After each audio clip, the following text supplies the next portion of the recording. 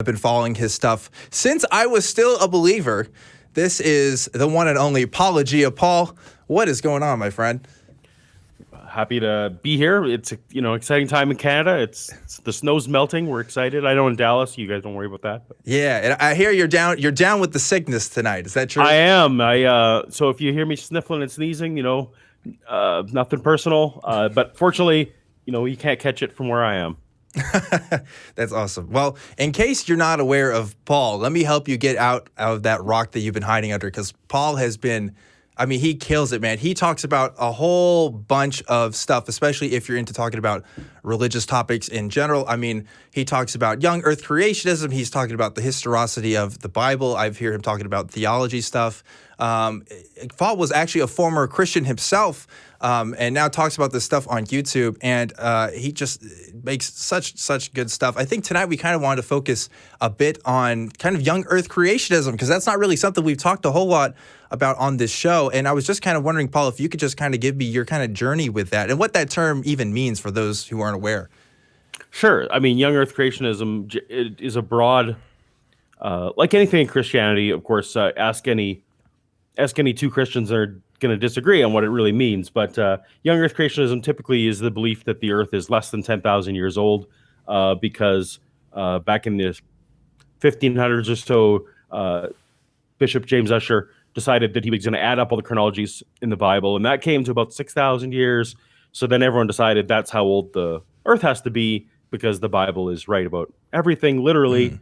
So these are the people who believe that creation week happened exactly as it said, that plants were created before the sun, because that makes a lot of sense. All those kind of things. So if the poster children for these would be, Ken Ham, Eric Hovind, Kent Hovind, those kind of people. And I used to be one of them. I was a Mennonite, and I used to hold that the earth was young, and that dinosaurs lived up until recently and were on Noah's Ark and all that kind of good stuff. Of course, many Christians have other beliefs. There's old earth creationism, and there's theistic evolution. There's a lot of different views. So I'm not trying to attempt to say that any one view is representative of Christianity, but young earth creationism is that sort of fundamentalist view that I held. Yeah, so this is interesting because, this view, as far as you and I both know, just doesn't hold up to a lot of scientific scrutiny. Obviously, you've talked about this a lot on your channel, and it's not essential to all, Christianity. I actually hear a lot of atheists who kind of make fun of this worldview and stuff, but really, it's just a segment of the whole Christian population that really has this as a view. I know, like, Catholics, for example, don't really espouse this as a belief of theirs, and a lot of Protestant sects, including, I grew up in the Methodist Church, and that wasn't really something that we really talked about at all. And I remember the first time I was really kind of encountering these views when I was a kid, I was just kind of, I don't know, I guess I was just a little bit confused, because I had always heard that dinosaurs were like millions and millions of years old, and these other people were saying this other thing. And how do you think this whole thing got started, and why do you think it's so popular? Well, you kind of explained kind of the history of it a little bit, but sure. Was it always kind of a view that Christianity has had, or was this kind of more developed over time? Well, Christianity there's almost nothing that all of Christianity holds. So this is very distinctly as you mentioned, it's a Protestant thing. Mm-hmm. And depending on which Christian you listen to, some Christians will tell you that all the early church fathers believed in young earth creationism. Catholics will tell you that none of them did. But it gained popularity in North America. The version that is most popular now, like the Answers in Genesis version, started, say, in the 50s, and goes back to this idea that the Bible is inerrant. And so if you want to hold in your heart that the Bible is inerrant, you have to believe in virgin births, talking donkeys, and, the number of years that the Bible says. So it has to go with, for me, it always at least was, the doctrines of inerrancy are tied up in it. And Ken Ham will often say it's all, his ministry is a scriptural authority ministry, that if you reject a literal Adam and Eve, and you reject that story, that why not just reject it all? And actually, that's my story. So once I figured out, some of you may know that I had a career in the film industry and in the comic book industry, and I was writing a graphic novel that had to do with dinosaurs. And since I was a young Earth creationist, I thought, well, I should at least research what some of the secular people, what the terrible, awful secular people think dinosaurs. And as I started to look at it, it started to actually make a lot of sense. And for me, once the truth of old Earth and evolution, all that kind of stuff stepped in and I had to accept it, then I actually had to go back and look at my whole faith from scratch. And that's when I started seeing, man, Jesus believed in a literal Adam and Eve. From the way I read the Bible, Jesus and Paul, the apostle, both believed in literal Adam and Eve. So if I can't believe in them anymore, can I believe in Jesus? And I know that's what the young Earth creationists are afraid of, is that if you start taking any of it figuratively, maybe you'll just throw out the whole thing. So that's partially why some people defend it so strongly, is because they want to hold on to it all. If that makes sense. Yeah, absolutely. It's, because it's something I feel like that has to be almost home brewed at this point, at least in this day and age, because there's so much scientific information out there that seems to at least tell a different story and say, as far as evolution, as far as the history of geological sciences, as far as like astronomy and stuff. And I mean, we could talk about these kinds of topics all day, but like, it seems to me that the only people who believe in like a young Earth model are people who also have this religious belief. It's not like there's secular people that are also believing that the Earth is kind of taking this young form. It kind of seems like it's almost a package deal, which is really kind of interesting. Obviously lots of religions have their own kind of cosmological models and so forth. But wasn't really required for my Christian faith, which is something that was, kind of an interesting perspective. Like you said, there's theistic evolution and all kinds of stuff. So it's kind of interesting to compare and contrast these ideas, especially as someone who didn't grow up with that, who doesn't have that as part of my story. What do you think was the reason that really, I mean, like you said you did your research and stuff, but if like for someone like me who didn't have those kinds of beliefs, do you think it's important to talk about? Because, let me frame it this way, because I was talking to somebody earlier this week about young Earth creationism, and we had an interesting conversation of like, it doesn't actually, their perspective was, it doesn't really matter if these people kind of have these beliefs. They're just talking about history. They're just talking about this other stuff. In the modern day, it doesn't seem to really influence or inform people's actions or how they're going to inform, I guess their general policies. I think I had some disagreements with that, but I wanted to get your specific take on this kind of idea. Well, so if you don't care so much about what someone's belief is necessarily, and I would call myself an anti-theist. I actually would think that we would all be better off. The world in general would be better off with less religion. But if you want to just look at that young Earth creationist element of it, the problem with that is, in order to enforce that with their congregations, they have to undermine science in general. And so that's what they will do. They'll say that general scientific methods by which we know things are unreliable. And what that leads to is then young Earth creationists, by proxy, disregarding science of all kinds. So that's why you see so many fundamentalists rejecting climate change, for example, or becoming anti-vaxxers, or even going so far as to becoming flat earthers. Now, the last flat earthers, whatever, you can argue, maybe that's not affecting someone, but it leads you to just bad thinking and bad conclusions. And the problem is that these people are voters, as you know, and that when the people who vote you into office don't accept science, then you will make policies to appease them that also ignore science. And it's just a danger in general for people not to think critically. And in order to be a young Earth creationist, you have to abandon, to some extent, critical thinking. And so for me, that is part of why I try and teach. I don't try and just say in my videos why this is wrong. I try to talk to myself. Just a few years ago, I tried to talk to younger Paul and say, hey, here's the steps by which you should probably come to the realization yourself that this isn't a good point. I'm more trying to get some of that critical thinking going, because if you are just accepting authority straight up, which is what my church was all about, it was just authority, top down, whatever you're told is what it is. Then that's the kind of thinking you're going to carry over into other areas of your life that are perhaps more impactful to society. If that makes sense. Yeah, absolutely. I'm just going to remind folks real quick that we are live and we're going to take calls here in a second. So if you want to talk to me or Paul, the number is 512-686-0279.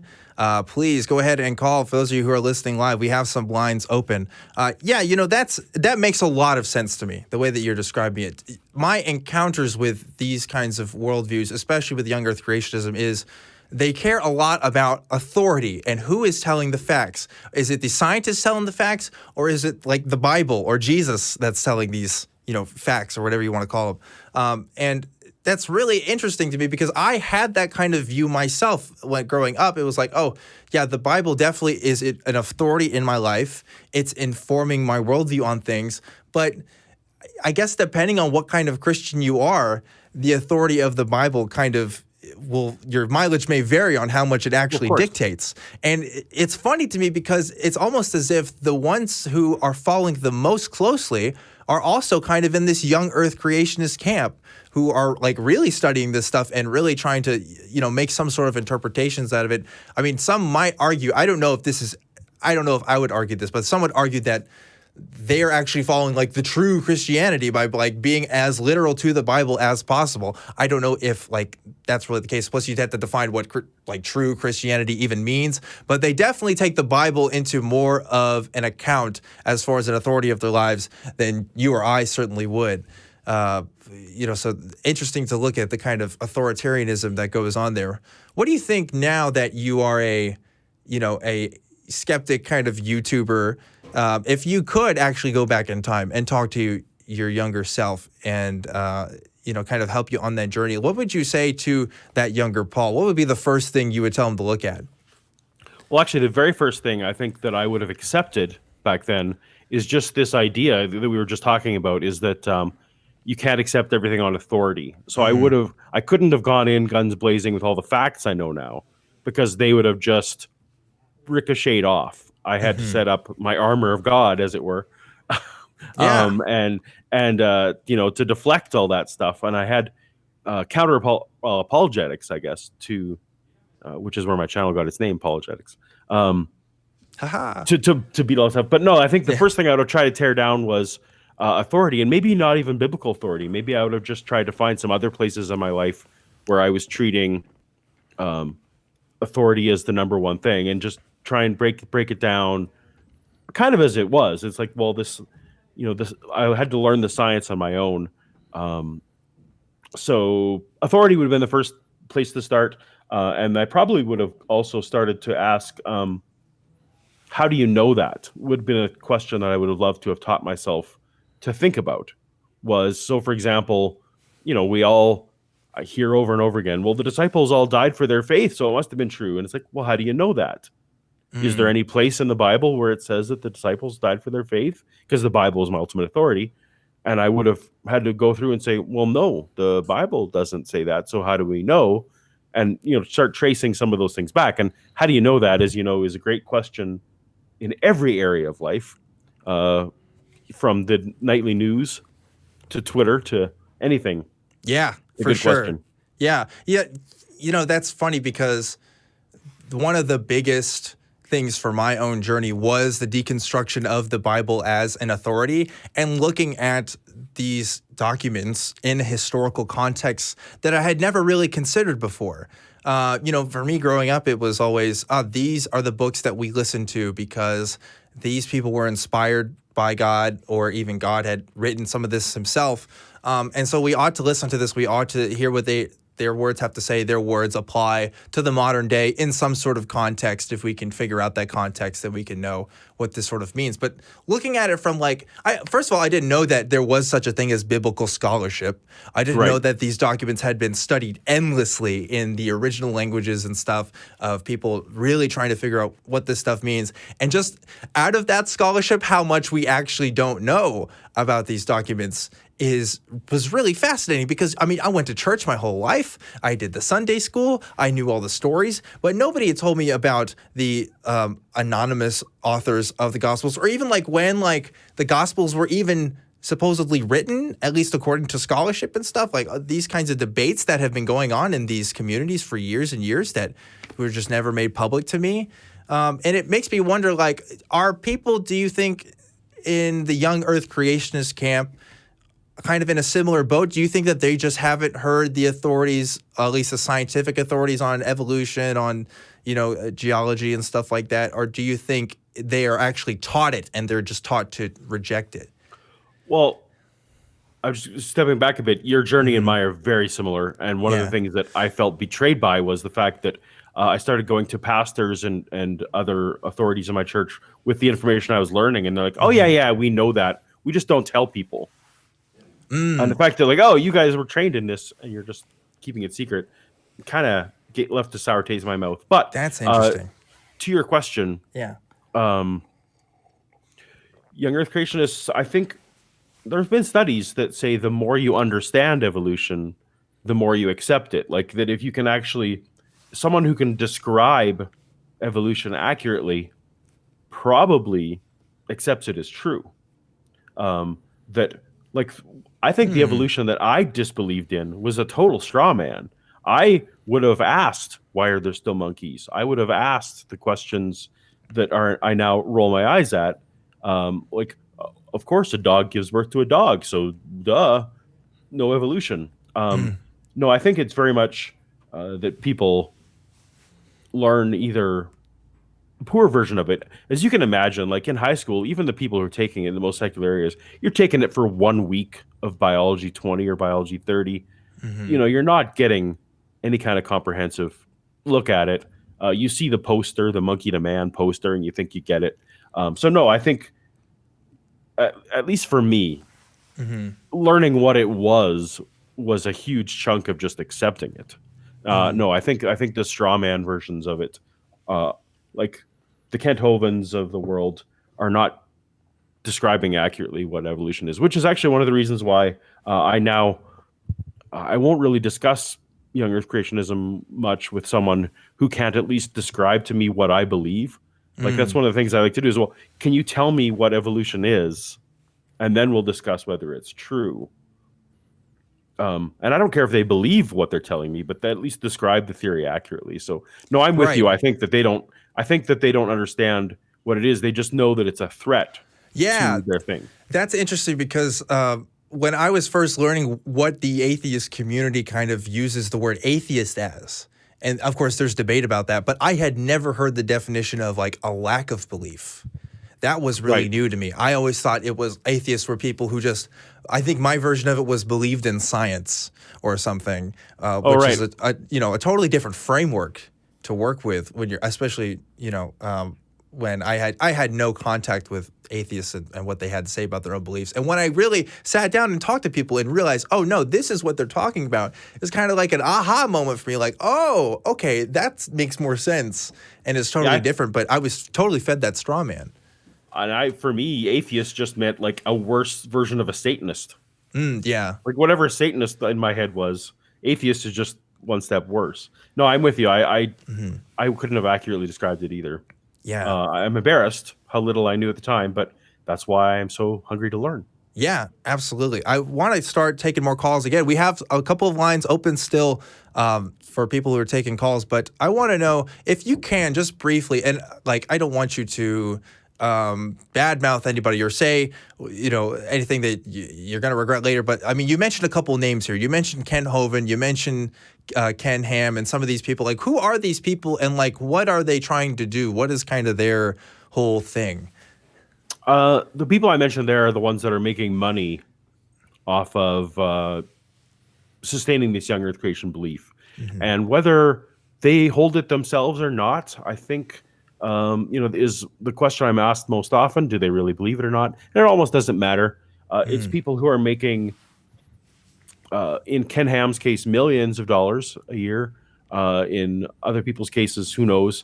But they're professional teachers of young Earth creation movement. And so There's not that many of them. There's a couple other creation ministries out there, but as you can imagine, when you become the sole, if you can teach authority, if you can say that anyone's version of Christianity other than mine is true, you can actually turn that into a pretty good profit by churning out Sunday school curriculum or adult Bible study curriculum, or just all the books and DVDs and videos that they churn out on a regular basis.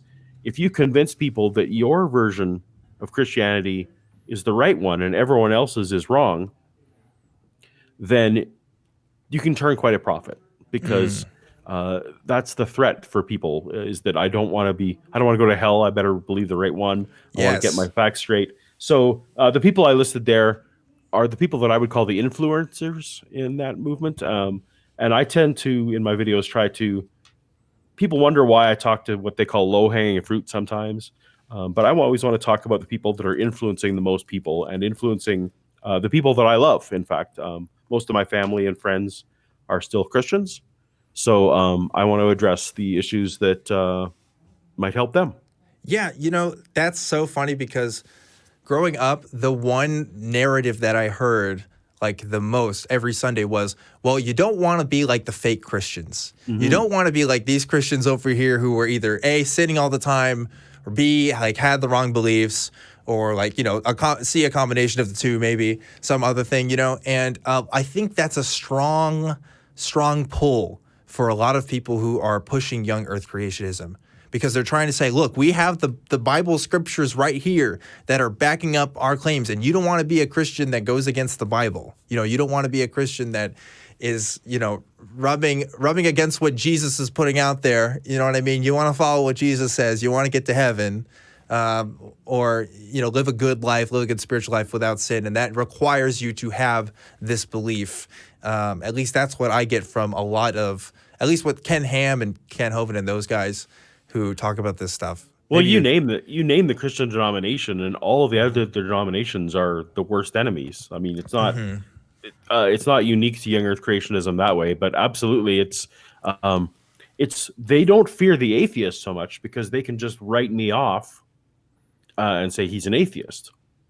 What they fear the most is another Christian who comes in who also accepts these scientific facts, because that's hard to reconcile with. They can argue that it's a worldview issue all day long. They say, oh, it's the same. We're just looking at the same evidence with a different worldview.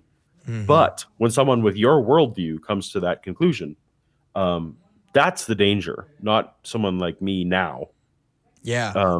And also these institutions that get propped up because of this kind of industry. I'm trying to think of the name of some of them off the top of my head, but people who are trying to publish scientific papers with kind of this young earth creationist bent to kind of legitimize some of what they're saying and to give a kind of basis for their arguments and say, look, we've researched this, we've done this thing, and here it is. And it turns out it was researched by some of the same people who were publishing that defense article in the first place, and all kinds of stuff going on there. There's a lot of money that gets handed around, those kinds of things. Yeah, and that's what I try and teach in my videos, is something called source methodology, which I had never heard of before. But it's basically, when you look at an article in a newspaper about science, like, it doesn't matter what it is, usually at the bottom there's a link to the actual scientific paper.